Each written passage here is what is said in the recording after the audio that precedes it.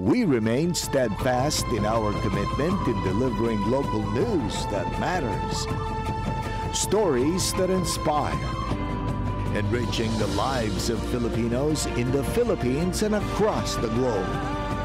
This is your GMA Regional TV. Buong puso para sa Pilipino.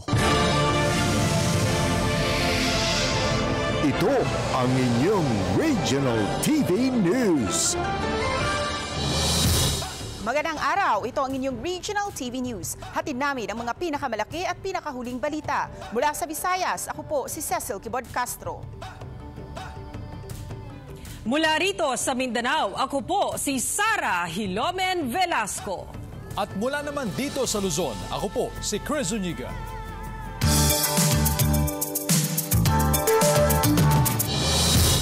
Unang araw ng pagbalik eskwela sa probinsya ng Cagayan, suspendido dahil sa Bagyong Guring. Yan at iba pang kaganapan sa Cagayan ang tinutukan live ni Jasmine Gabriel Galvan ng GMA Regional TV 1 North Central Luzon. Jasmine?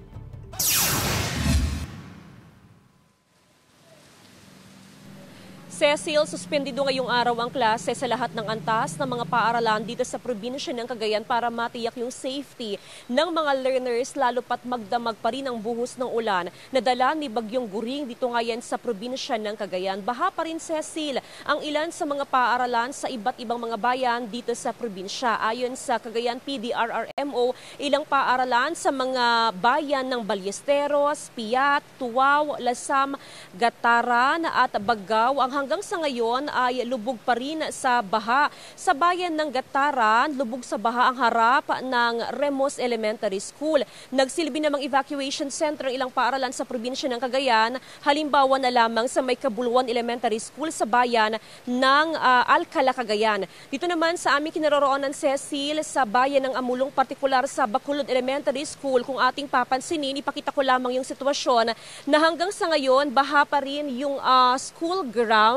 Actually, ayon sa pamunuan ng Bacolod Elementary School ay mas tumaas yung antas ng baha ngayon compared ng mga nakarang araw dahil pa rin sa tuloy-tuloy na buhos ng ulan. Ayon sa school principal, in case na dahil sa ngayon waiting sila doon sa executive order kung meron pa ring suspension ng klase bukas, pero in case na wala ng iba pa na executive order ay bukas balik eskwela na ang mga mag-aaral. Sa ngayon, tuloy-tuloy pa rin ang paglilinis at paghahanda ng mga paaralan dito sa probinsya ng Cagayan. Samantala, Cecil, update lamang ako sa sitwasyon sa probinsya ng Cagayan. As of 5 a.m., umabot na sa 5.8 meter ang antas ng Cagayan River. 182 na barangay ang wala pa ring supply ng kuryente, samantalang 7,057 individuals na ang naapektuhan ng baha. Cecil? Maraming salamat, Jasmine Gabriel Galvan. Dahil sa epekto ng Bagyong Guring, ipinatupad ang class suspension sa lahat ng antas sa buong lalawigan ng Cagayan. Wala ring pasok sa bayan ng Benito Soliven sa Isabela at Abukot Integrated School sa Kabayan, Benguet. Na-rescue ang 13 tripulante matapos na lumubog ang sinasakyang fishing vessel sa dagat na sakop ng Calatagan, Batangas. Posibilidad ng oil spill mahigpit na binabantayan ng otoridad. Ang detalye sa report ni Denise Abante ng GMA Regional TV, Balitang Southern Tagalog.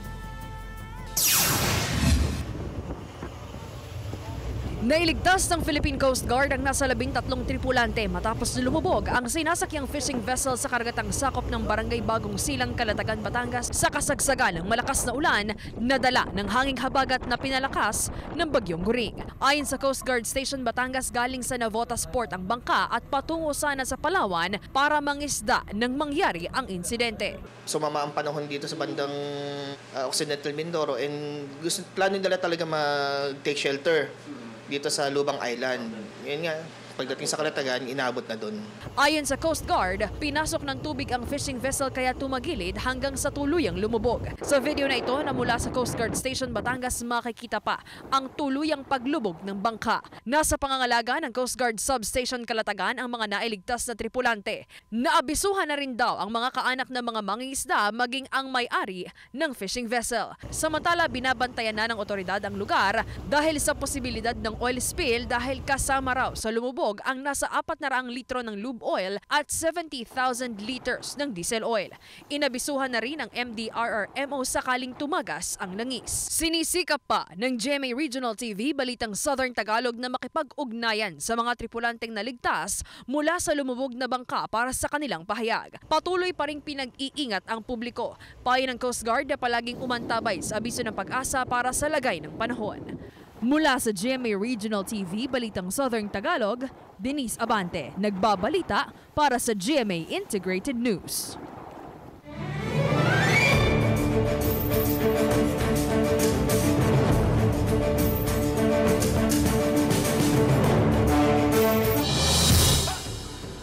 Dumagsa sa iba't ibang tanggapan ng COMELEC sa bansa ang mga kakandidato sa barangay and sangguniang kabataan elections. Alamin natin ang mga kaganapan sa unang araw ng paghahain ng Certificate of Candidacy kahapon sa ulat ni Nico Sereno ng GMA Regional TV Balitang Bisdak.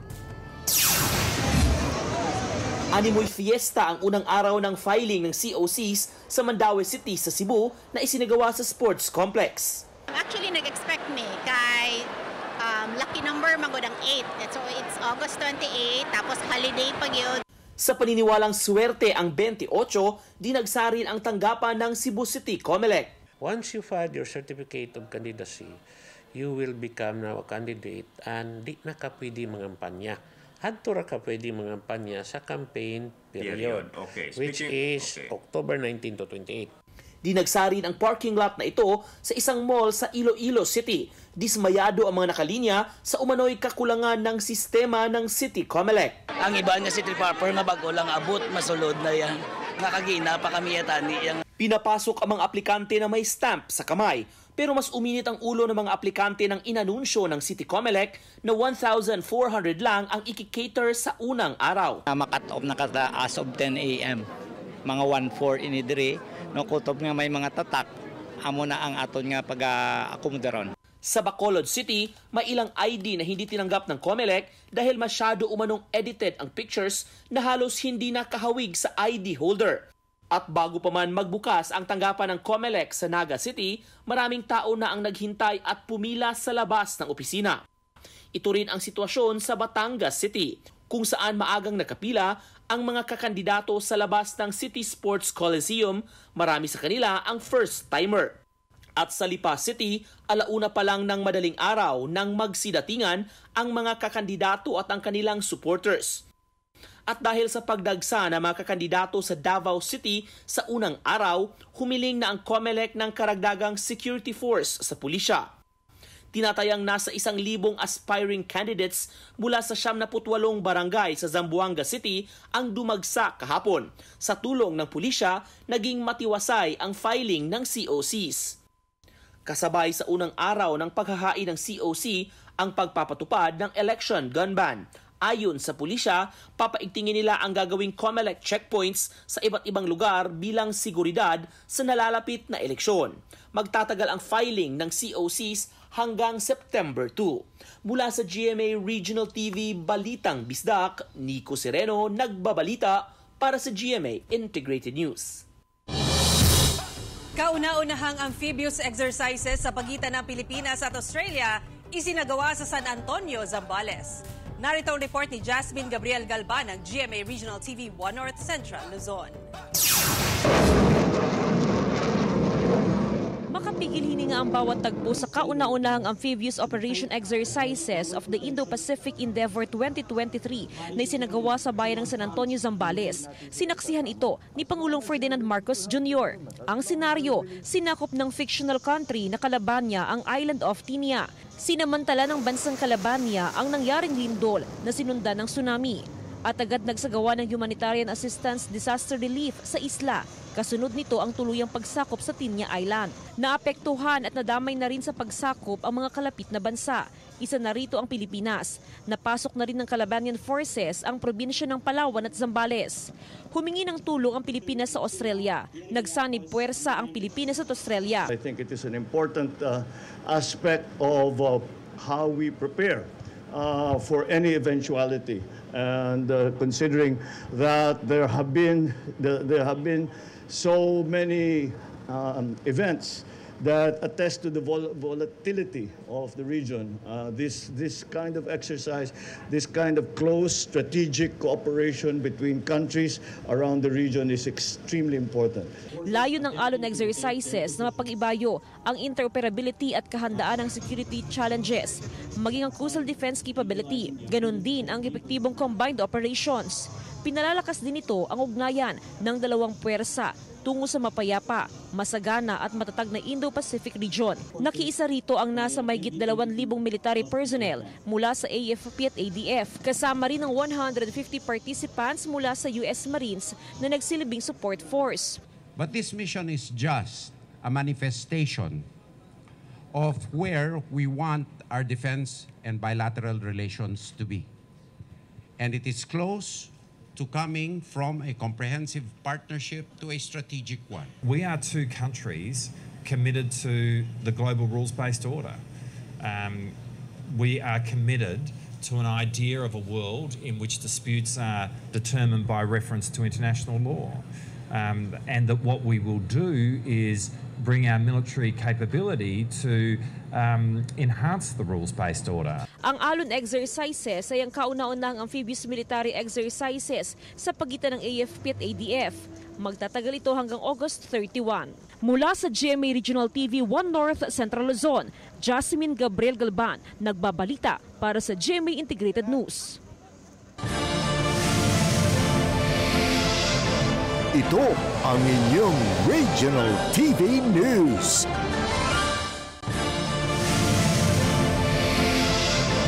Ito ang inyong Regional TV News.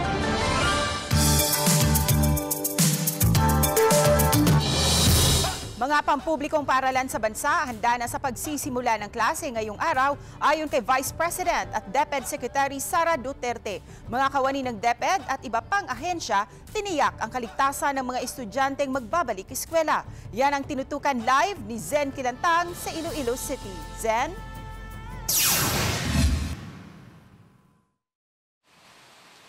Sa silbalik eskwela na ang karamihan sa mga estudyante sa mga pampublikong paaralan sa bansa maliban na lang sa ilang lugar na nakararanas ng masamang panahon gaya dito sa Iloilo City.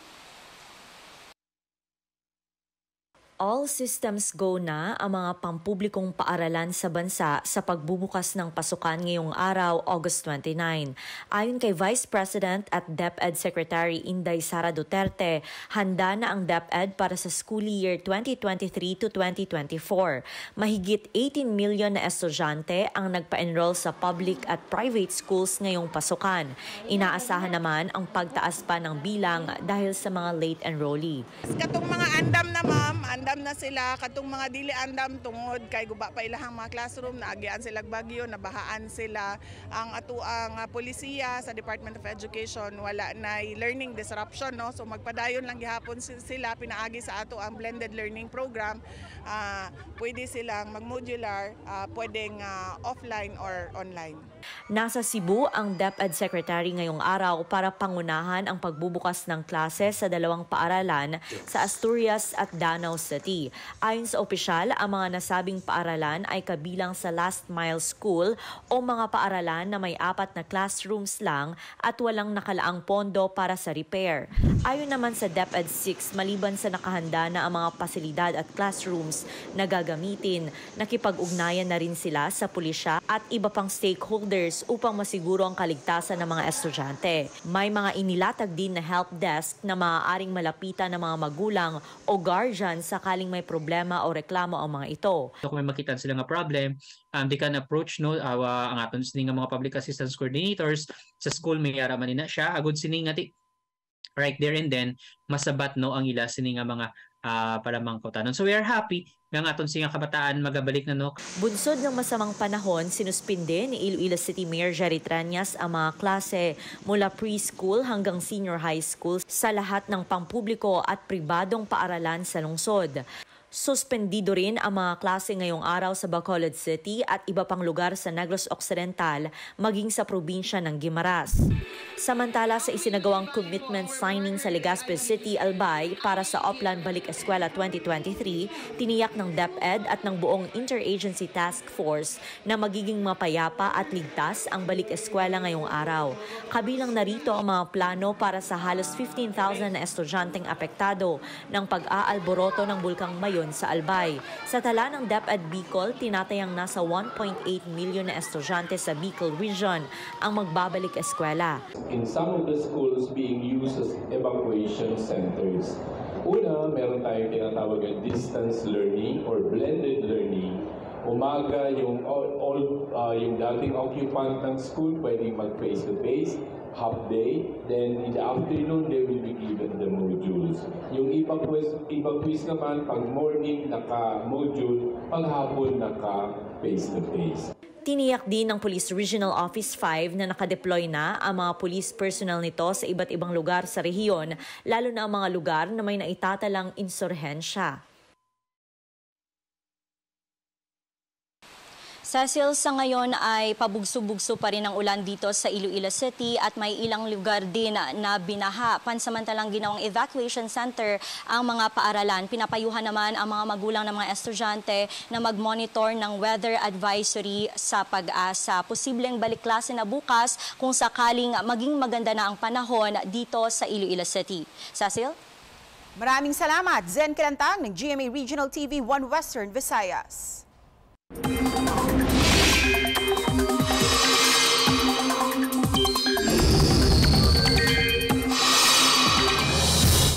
Mga kapuso, nagsimula ng bagbago ng tinatahak na direksyon ang Typhoon Goring. Alamin ang update sa bagyo sa report na ito. Namataan ng Pag-asa ang mata ng bagyo 220 kilometers silangan ng Apari, Cagayan. Taglay nito ang lakas ng hangin na aabot sa 155 kilometers per hour.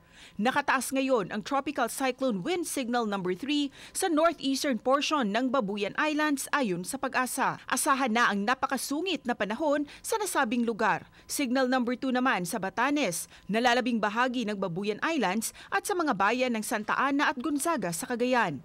Samantala, wind signal number 1 naman sa northern at eastern portion ng mainland Cagayan, eastern portion ng Isabela, northern portion ng Apayao at northern portion ng Ilocos Norte. Maghanda sa malakas na ulan na may pagbugso ng hangin sa mga susunod na oras. Base sa forecast track ng Pag-asa, posibleng dumaan o maglandfall sa Batanes ang bagyong Goring. May posibilidad din na muli itong lumakas bilang super typhoon bago lumabas ng ating Philippine Area of Responsibility bukas ng gabi o Huwebes ng umaga. Patuloy namang lumalakas ang isang pangbagyo sa Pacific Ocean. Isa na itong tropical storm at may international name na Haikui. Namataan yan 1,885 kilometers silangan ng Northern Luzon. Base sa wind forecast ng Metro Weather, papasok na rin bukas sa ating Philippine Area of Responsibility ang nasabing bagyo na tatawagin sa local name na Hana. Kahit Northern Luzon ang pinakaapektado ng bagyo, maghanda pa rin ang iba pang bahagi ng bansa sa mga pag-ulan na dulot ng hanging habagat, nahahatak at pinalalakas ng bagyo. Ayon sa Pag-asa, umiiral ngayon ang habagat sa Central at Southern Luzon, Visayas at Mindanao. Isang bahay na nasa tabing ilog sa Narvacan, Ilocos Sur ay diniklarang totally damaged dahil sa pagguho ng lupa. Narito ang report ni Ivy Hernando ng GMA Regional TV 1 North Central Luzon. Masakit para kina Mang Rogelio na lisanin ang kanilang bahay na ilang taon nilang ipinundar sa Barangay San Pedro, Narvacan, Ilocos Sur. Pero kalikasan at panahon na ang nagdikta dahil sa patuloy na pagguho ng lupa dulot ng dalawang magkasunod na bagyong Egay at Goring. Karkarigatin mga klonen ma'am ta kasda lang aro tinapasama ko. Daw-dawatin miti agtuturoy ma'am ta dawatin mga ikanda kami ko mati ko ha. Pagpatadaran di balay mi mo pag umalisan mi ma'am. Ang malaking bahay na ito ni Nanay Genoveva kailangan na ring iwan dahil sa peligro sa lugar. Panawagan niya ay malagyan ng slope protection o flood control ang ilog. Tapno sa anin nga maala dagitoy balbalay mi ditoy. Akaasi kami awanin ti amumi nga pagyanan. Apo Presidente, tulungan da kami dito. Sa anin nga matindag dagito balbalay mi. Wala ng tao sa ibang bahay. Halos nabuhat na ang kanilang mga gamit. Ang bahay na ito, binaklas na ang mga bintana. Lahat sila rito. Dati nang nawalan ng bahay ng Tangayin sa tabing dagat. Inakala raw nilang ligtas sila sa nilipatan, pero naulit ang nangyari. Sa pagsusuri ng LGU, 11 bahay ang anumang oras ay maaaring gumuho na idineklara ng totally damaged. Dating batis daw ang ilog na makipot at halos natutuyo kapag tag-init. Pero sa pagbabago ng panahon at pagdaan ng malalakas na bagyo, isa na itong malawak na ilog at di kalayuan ay kita na ang bukana nito. Nasa 1,771 na pamilya ang apektado, katumbas yan ng 5,446 na individual mula sa 22 bayan. Pinag-aaralan na ng LGU ang pagdedeklara ng state of calamity sa bayan ng Narvacan. Dahil ma'am sa halos lahat ng bahay dito ay flooded na po at saka madami na po yung bilang ng damaged na houses. Mula sa GMA Regional TV 1 North Central Luzon, Ivy Hernando, nagbabalita para sa GMA Integrated News. 15 anyos na estudyante mula sa Naga City, Camarines Sur, kumikita na sa kanyang sariling coffee shop. Kilalanin siya sa report ni Chris Novello ng GMA Regional TV Balitang Bicolandia. Estudyante kung umaga, barista naman sa gabi. Meet Diego Terence de la Cruz, ang grade 10 at young entrepreneur ng Naga City, Camarines Sur. Dahil sa edad na 15 anyos, nagpursige ito na makapagtayo ng sarili niyang coffee shop sa pamamagitan lamang ng 10,000 pesos na puhunan. Halos isang buwan pa lamang ang maliit na coffee shop na ito, pero kumikita na raw si Diego ng 2,000 hanggang 4,000 pesos kada araw. At ang kinikita ni Diego ay ginagamit pala nito na pangtustos sa pagpapagamot ng kanyang ina na may sakit na colon cancer. Pinaghirapan niya rin kami na palakihin, and doon ko binabawi sa kanya yung payback. Ganyan. Dahil dito, labis naman ang pasasalamat ng kanyang ina na si Peaches sa kabutihan ng kanyang anak. So, dako lang bagay sa kuya kasi syempre, chemo treatment mahal. Masakit to make ends meet. And aware siya kung ano ang financial crisis na inaagihan ko ngunyan. So para sa kuya, dako lang bagay kung gaano siya karesponsableng aki. Dako lang bagay yan sa kuya. Sulit naman daw ang araw-araw na pagbisita ng customer si James sa coffee shop ni Diego dahil talaga namang may pagmamalaki ang sarap nito. Masarap po. Actually po, everyday kami dito ng mga friends kong ang favorite ko po dito lagi is matcha strawberry. Kasabay ng paglago ng sinimulang negosyo ni Diego, umaasa naman ito na malaki ang may tutulong nito para patuloy niyang madugtungan ang buhay ng kanyang ina. Mula sa GMA Regional TV Balitang Bicolandia, Chris Novello, nagbabalita para sa GMA Integrated News. Ito ang inyong Regional TV News.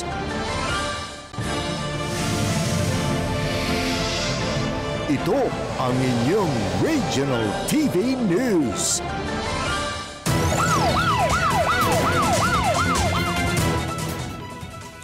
Agad dinala sa ospital ang 46 anyos na school principal na si Daisy May Sabihon ng Moreno Tadeo Elementary School sa Barangay Taway, Ipil, Zamboanga, Sibugay. Ito matapos siyang tagain ng sospek na kinilalang si Melchor Ocasyon, 73 anyos, Sabado ng umaga, habang may isinasagawang brigada eskwela sa nasabing paaralan. Base sa inisyal na investigasyon ng pulisya, nagalit daw ang sospek dahil sarado ang nakasanayan niyang daanan sa loob ng paaralan na shortcut pauwi sa kanilang bahay. Sinabihan daw siya ng biktima na umikot na lang at doon daw nagkaroon ng pagtatalo at pinaganito ang biktima. Nagtamo ng mga sugat sa tiyan at ulo ang biktima pero nasa mabuti ng kondisyon. Agad namang nadakip ang suspect ng mga volunteer ng Brigada Eskwela at itinurn over sa mga responding pulis. Ayon naman sa suspect, binastos daw siya ng biktima pero kanya na raw pinagsisisihan ang kanyang nagawa at nais niyang humingi ng tawad. Ayon sa pulisya, hinihintay na lang kung magsasampa ng kaso ang biktima laban sa suspect. Bypass Road sa Lemery, Batangas, binaha bunsod ng naranasang pag-ulan. Isang truck na balahaw sa kanal. Narito ang report. Abot hanggang tuhod ang baha sa Bypass Road sa Barangay Malinis, Lemery, Batangas kahapon. Bunsod ng pag-ulan na naranasan dala ng habagat na pinalakas pa ng bagyong Goring. Sa videong ito, kita kung paano na balahaw sa kanal ang truck na mag-o-overtake sana sa kasunod itong bus. Ayon sa Lemery MDRRMO, magkabilaan ng kanal sa nasabing Bypass Road pero hindi nakita dahil sa taas ng antas ng baha. Ligtas na naialis ang truck sa kanal at wala ring tinamong pinsala ang driver nito. Flood-prone area daw ang lugar dahil mababa ito ayon sa MDRRMO. Pero nakadagdag daw sa problema sa baha ang mga basura at putik na bumabara sa mga kanal. Yan po ay kalimitan galing sa ating upland barangay. Agad akong tumawag sa DPWH para matulungan kami tsaka sa amin engineering. Gumuho naman ang bahagi ng bundok na ito sa Nasugbu, Magallanes Road. Humambalang sa kalsada ang mga lupa at mga puno mula sa bundok, kaya pansamantala munang hindi madaanan ng lahat ng klase ng mga sasakyan ang kalsada habang isinasagawa ang clearing operation sa lugar. Ayon sa Nasugbu MDRRMO, walang naitalang nasaktan o mga nasirang ari-arian sa insidente. Nalubog din sa baha ang kalye sa Barangay Bolo sa Bawan, Batangas. Bunsod ng pag-uulan pero humupa na raw ito. Ayon sa Pag-asa, asahan pa rin ngayong unang araw ng eskwela ang pag-ulan kahit walang storm signal sa Batangas. Magtatagal pa yan, within 5 days maulan at maulap na may mga kalat-kalat na pag-ulan dahil sa bagat. Mula sa GMA Regional TV, Balitang Southern Tagalog, Paul Hernandez, nagbabalita para sa GMA Integrated News. Ilang barangay sa Bacolod City ang binaha bunsod ng pag-ulan. Mga klase sa lahat ng antas sa mga paaralan sa lungsod, kanselado ngayong araw. May detalya si Adrian Pietos ng GMA Regional TV 1 Western Visayas. 14 na barangay sa Bacolod City apektado ng malakas na pag-ulan simula pa noong linggo base sa monitoring ng Bacolod CDRMO. Sa Barangay Sumag, mahigit sa 400 na pamilya ang na-evacuate sa Barangay Hall at Sumag Elementary School. Pero maging ang naturang evacuation center ay naapektuhan din ng pagbaha. Kami ka-prepare kami sa mga food packs, sa mga hygiene kits, especially mga habol, kaya kabulo ko basta gurong mga gamit nila. Ang ilan nga balay, ubos gid, panawagan kita no, sa mga mamamayo ng ating busukon nga mabuligan tani ang aton ng mga evacuees. Kaya nagsagawa ng rescue operation sa ilang volunteer groups upang mailigtas sa mas ligtas na lugar ang mga apektadong residente. Gaya na lang sa Proc Fatima 2 kung saan nag-ikot ng rescue groups. Kabilang sa mga inilikas ay ang matandang mag-asawa. Alaaw na palang gawlat na kami to. Way kurog eh. Pero may ilang residente ang ayaw umalis sa kanilang matahanan kahit mataas na ang antas ng baha. Ini nga pa ni Malay, nagyanin na mo kay ina, sila mag-upod sa amon, sinimsina dire. So since nga nakita nila nga daw ay naguntat ang baha, saka pala sila nagdesisyon nga mapakuha na. So saka sabahin sa mga tropa naton sa rescue ng isasamon kabudlayan. Dahil sa epekto ng masamang panahon, suspendido na ang mga klase sa lahat ng antas sa lungsod ngayong araw, maging ang mga trabaho sa government offices. Samantala, maliban sa Bacolod City, may mga naitalaring pagbaha sa bayan ng Pontevedra, Salvador Benedicto, San Enrique, Pulupandan, Valladolid, Murcia at Bago City. Nasa mahigit 3,000 na residenteng apektado. Mula sa GMA Regional TV 1 Western Visayas, Adrian Prietos, nagbabalita para sa GMA Integrated News. Samantala, mapapanood niyo po ang episode na ito sa official website ng GMA Regional TV, www.gmaregionaltv.com. Pwede rin kayong bumisita sa aming official YouTube channel, GMA Regional TV, at i-click ang subscribe button para sa pinakamainit na balita mula sa mga rehiyon. Nais naming pasalamatan ang mga kapuso sa iba't ibang panig ng Pilipinas, maging ang mga kapuso natin abroad. Dahil sa GMA Regional TV, local news matters. Kami ang Regional TV News, buong pwersa para sa mas malaking misyon at mas malawak na paglilingkod sa bayan.